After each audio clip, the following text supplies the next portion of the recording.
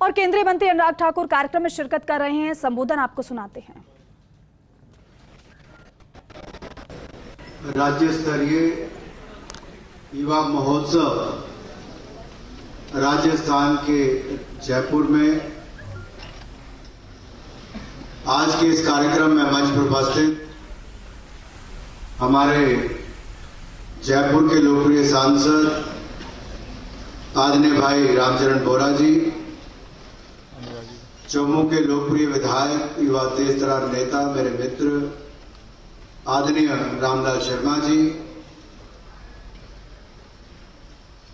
और जिन्होंने पहली जनरेशन से ही अपने प्रयासों से निम्स की स्थापना की और इन ऊंचाइयों पर लेकर आए, ऐसे निम्स के संस्थापक डॉक्टर BS तोमर जी, हमारे नेहरू युवा केंद्र संगठन के निदेशक डॉक्टर भुवनेश जैन जी, उपस्थित महेंद्र सिंह सिसोदिया जी जो हमारे स्टेट डायरेक्टर हैं, सभी NSS NYKS के सभी अधिकारीगण, यहां पर उपस्थित भारतीय जनता पार्टी के मुख्य प्रवक्ता भाई लक्ष्मीकांत भारद्वाज जी, डॉक्टर महेंद्र जी, उपस्थित सभी अधिकारीगण, सभी अध्यापक और मेरे प्रिय युवा साथियों, सबसे पहले तो मैं राजस्थान के जिलों में प्रतिभाओं में भाग लेकर वहां से चुनकर इस राज्य स्तरीय कार्यक्रम में आपके पहुंचने पर आप सबका बहुत बहुत स्वागत और आप सबका बहुत बहुत अभिनंदन करता हूं। अधिकतर देखा जाता है कि पहला उद्घाटन जब सत्र होता है तो कई बार लंबे लंबे भाषण उसको लंबा खिंच जाता है, तो युवाओं का जोश भी कई बार कम हो जाता है। लेकिन इस हॉल में जोश कम नहीं, लगातार बढ़ता हुआ ही दिखता है। ये अपने आप में दिखाता है कि ये कार्यक्रम किसी और का नहीं, ये युवाओं का कार्यक्रम है, युवाओं के लिए कार्यक्रम है। और यही तो भारत की ताकत है, इसी पर तो हमें गर्व है। और युवाओं के सामर्थ्य को लेकर जो प्रधानमंत्री नरेंद्र मोदी जी बार बार कहते हैं कि दुनिया आज भारत के सामर्थ्य को देखती है, भारत के युवाओं के सामर्थ्य को देखती है और भारत में अपना भविष्य देखती है, भारत के युवाओं में अपना भविष्य देखती है।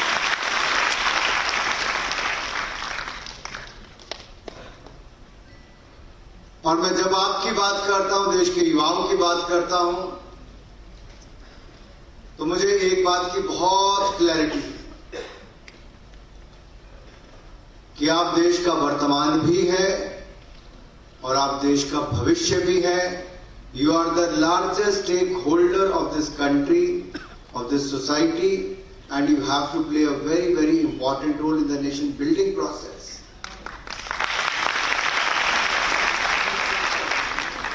तो जब इस कार्यक्रम की कल्पना की गई थी कि कार्यक्रम क्यों किया जाए, तब मैंने अपने विभाग की बैठक लेते हुए कहा था कि आजादी का अमृत महोत्सव भारत में मनाया जा रहा है। आजादी के 75 साल हमारे पूरे हो रहे, देश भर में लाखों कार्यक्रम किए जाएंगे, लेकिन उसमें जब युवा विभाग का कार्यक्रम किया जाएगा तो उसमें एक नई ऊर्जा, एक नई ताकत दिखनी चाहिए, एक नई सोच उसमें दिखे, युवाओं की जो टैलेंट है उसको दिखाने का कहीं ना कहीं अवसर मिल पाए।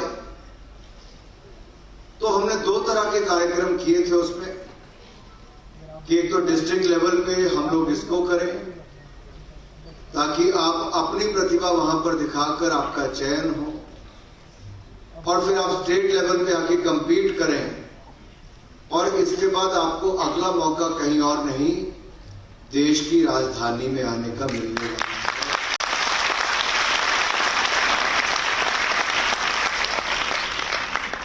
तो आज के लिए तैयार है? कंपटीशन के लिए तैयार है? दिल्ली में आने के लिए कौन कौन तैयार है? अरे वाह, वेरी गुड। ये हुई ना बात, इसका मतलब कंपटीशन अच्छा होने वाला है। आखिरकार ये कंपटीशन क्यों? क्योंकि आपके अंदर जो भावनाएं देश के प्रति है, वो ये सबसे उपयुक्त समय है उसको दिखाया है। जैसा पिछले साल के भाषण में प्रधानमंत्री नरेंद्र मोदी जी ने कहा कि हमें पंच प्रण इसको लेके चलना है। पांच प्रण की जो मैं बात करता हूं तो इसमें पहला क्या है? भारत को विकसित भारत बनाना, और दूसरा अपनी सांस्कृतिक विरासत पर गर्व करना है, और तीसरा गुलामी की मानसिकता से मुक्ति पानी है, चौथा एकता और एकजुटता को बनाए रखना है और मजबूत करना है, और पांचवा बिल्कुल हर नागरिक को अपना कर्तव्य पालन करना है। और मुझे सबसे खुशी की बात यह है कि आप में से इतने लोगों की आवाज पंचप्रण के लिए आई, ये दिखाता है कि देश का युवा जागरूक भी है और कर्तव्य पालन के लिए तैयार है।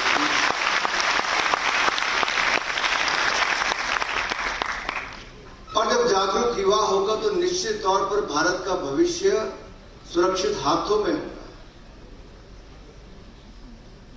मैं आपसे अपना किस्सा साझा करना चाहता हूं। मैं 2010 में युवा मोर्चा का राष्ट्रीय अध्यक्ष बना, भारतीय जनता युवा मोर्चा का। मैं दूसरी बार का सांसद बना था तो मैंने पहला कार्यक्रम शुरू किया इंडिया फर्स्ट, कि सबके लिए देश प्राथमिकता होनी चाहिए। जब मैं वो कार्यक्रम लेके देश भर में कार्यक्रम कर रहा था तो नीचे से एक आवाज आती थी कि कश्मीर, कई लोगों को ये लगता था कश्मीर की स्थिति क्या है, क्या वो कहां पे खड़ा है, वहां पे क्या होता है, वहां पे पथराव क्यों होता है, ये अलगाववादी घटनाएं क्यों होती है। वो युवाओं के मन में ऐसे प्रश्न उठते थे। तो मुझे लगा कहीं ना कहीं कि अगर मैं धरातल पे इन कार्यक्रमों को लेके गया हूं तो जनता की बात सुनने के बाद उस पर कुछ किया जाए। और स्थिति ये सामने आई कि पूरे देश भर में 15 अगस्त 26 जनवरी को तिरंगे झंडे लोग कोई अपने घर पे फहराता था, कोई चौराहे पे फहराता था, घरों पे तो बहुत कम फहराते थे उस समय। लेकिन कश्मीर में लाल चौक पे या अन्य जगह पर वहां कई बार पाकिस्तान का झंडा लेके उसके ऊपर चढ़ जाते थे, कई बार सड़कों पे फहराते थे, और भारत के झंडे को कई बार आग लगाने का काम भी करते थे। और देश की और प्रदेश की सरकारें मूक दर्शक बन के रहती थी। जब मैंने कहा कि मैं कलकत्ता से कश्मीर की यात्रा करूंगा, डॉक्टर श्यामा प्रसाद मुखर्जी जो भारतीय जनसंघ के पहले अध्यक्ष हुए, उन्होंने अपनी इंडस्ट्री मिनिस्टर की पोस्ट को छोड़कर नेहरू जी की सरकार के समय जनसंघ बनाया। जनसंघ में से कश्मीर के मुद्दे के लिए कि एक देश में 2 विधान, 2 प्रधान, 2 निशान नहीं रह सकते। कलकत्ता के रहने वाले को कश्मीर से क्या लेना था, लेकिन देश को एक रूप में देखते थे, देश के हर राज्य को उसका अभिन्न अंग मानते थे। उनके लिए अपना बड़ा पद जरूरी नहीं था। वो बहुत छोटी उम्र में वाइस चांसलर बन गए थे कलकत्ता यूनिवर्सिटी के। उन्होंने अपना पद त्यागा और कहा कि मैं परमिट राज को खत्म करूंगा। और जब वो माधोपुर से जम्मू कश्मीर के अंदर एंटर किया तो उनको गिरफ्तार करके उनको जेल में डाल दिया और संदिग्ध परिस्थितियों में उनकी मृत्यु हो गई। लेकिन भारतीय जनता पार्टी ने उस समय से 2019 तक उस विषय को लगातार पकड़ के रखा, छोड़ा नहीं। और मैंने जब 2011 में वो यात्रा की 12 जनवरी से 26 जनवरी की, तो पूरे देश में तो तिरंगे का स्वागत हुआ, लाखों युवा जुड़ गए। लेकिन जम्मू कश्मीर के बॉर्डर के अंदर जब एंटर किए तो पुल पे, माधोपुर पुल पे सामने ऐसे सैकड़ों पुलिस वाले हथियार लेके खड़े थे।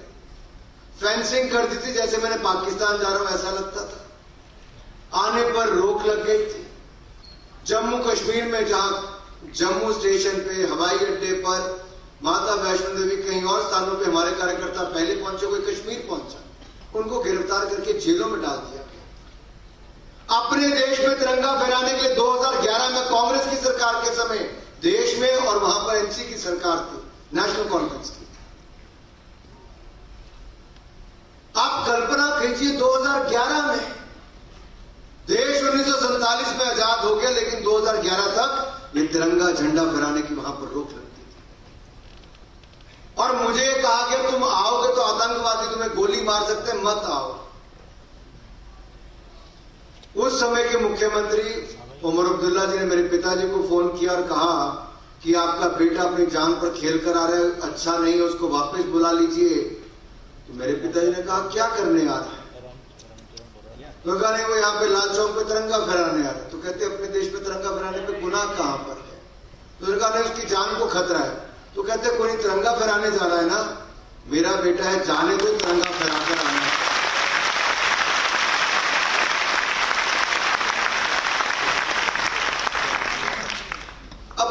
केवल तिरंगा फहराने तक की नहीं थी, ये तिरंगे की आन बान शान की बात भी थी।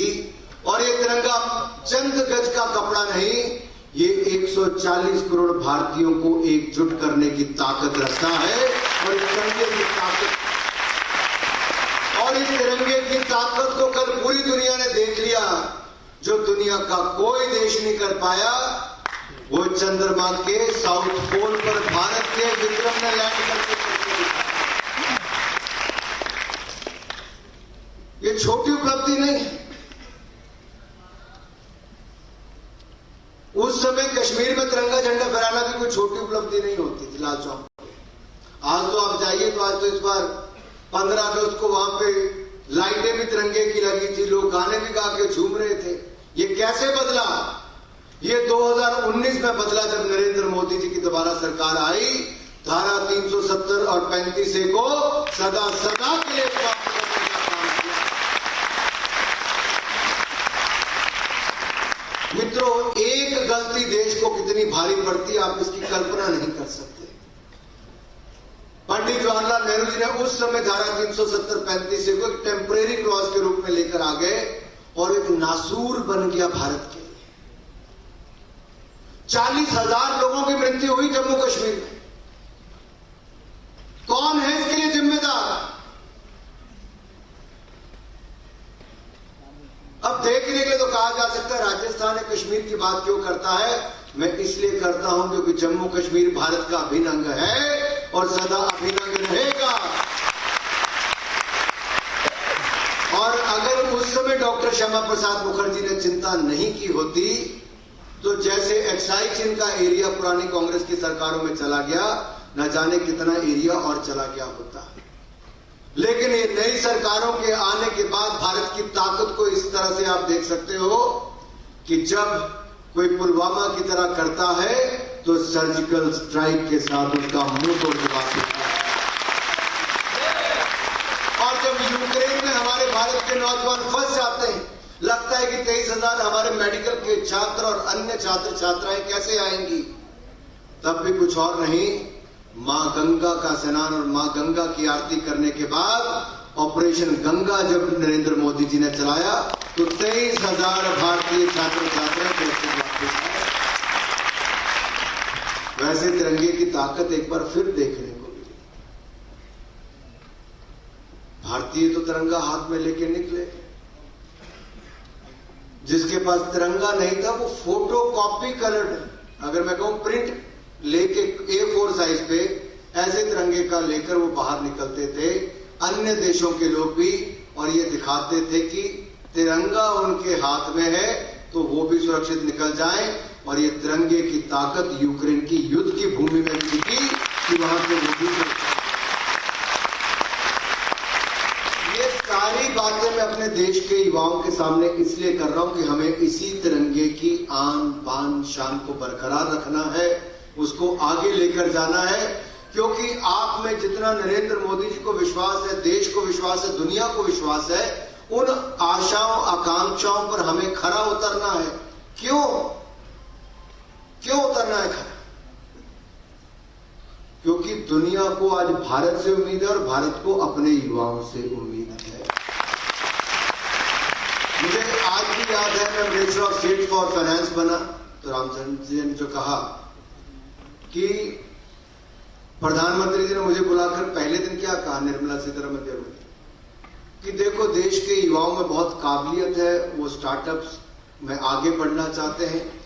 देश की जो हमारी ये काम करने की प्रणाली कुछ है, ये बहुत उनको उलझा के रखती है। आज का युवा उलझना नहीं चाहता, उसमें से बाहर निकल के सरल तरीके से काम करना चाहता है। आप उसके लिए जो उनकी संकट है उनको कम कीजिए। उन्होंने हमें 4-5 चीजें करने के लिए बताई और हमने वो कर की। और पीएम साहब उसका वापस बार बार पूछते थे, इस पे क्या हुआ, इस पे क्या हुआ। अब देखिए, प्रधानमंत्री जी की कल्पना वो थी जो आज से 9 साल पहले कोई सोचता नहीं। भारत में 500 स्टार्टअप्स भी नहीं थे 2014 में।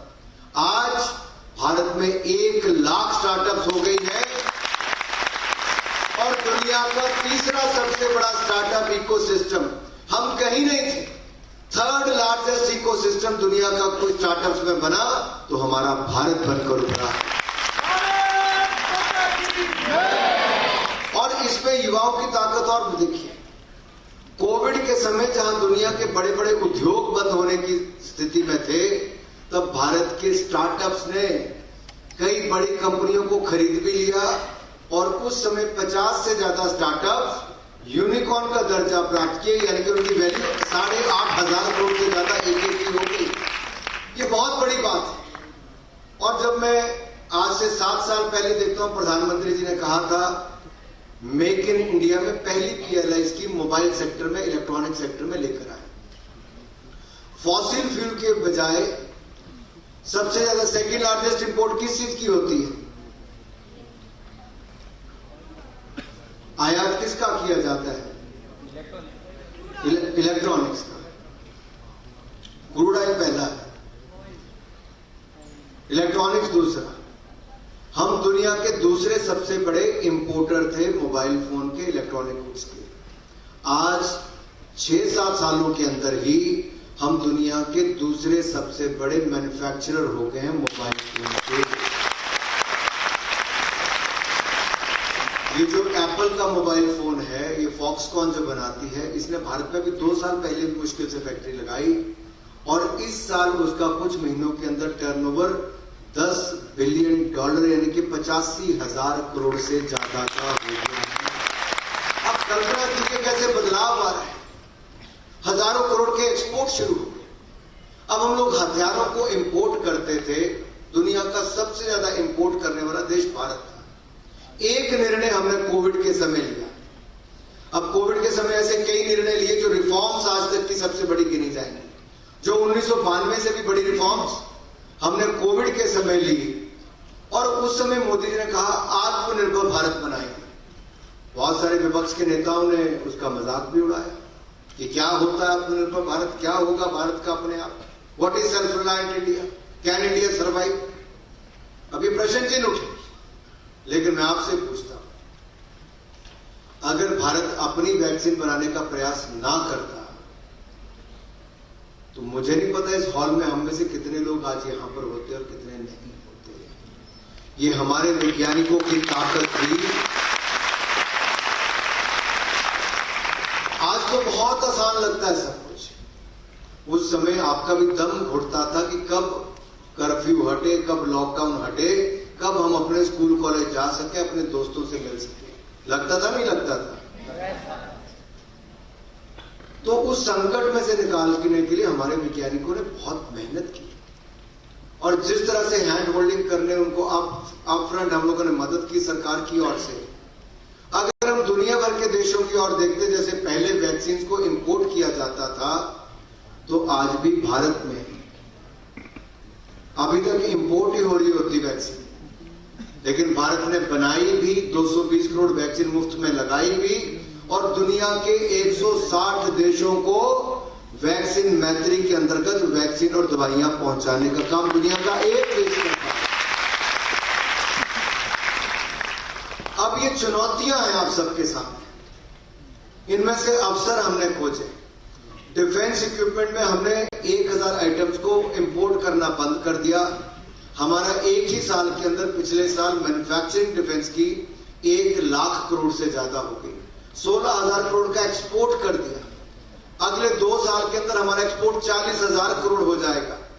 दुनिया में जेट इंजन की टेक्नोलॉजी जो कभी बड़ी मुश्किल से कोई देश देता है, इस बार मोदी जी अमेरिका गए तो जेट इंजन की टेक्नोलॉजी भी भारत को देने का एग्रीमेंट हो गया है।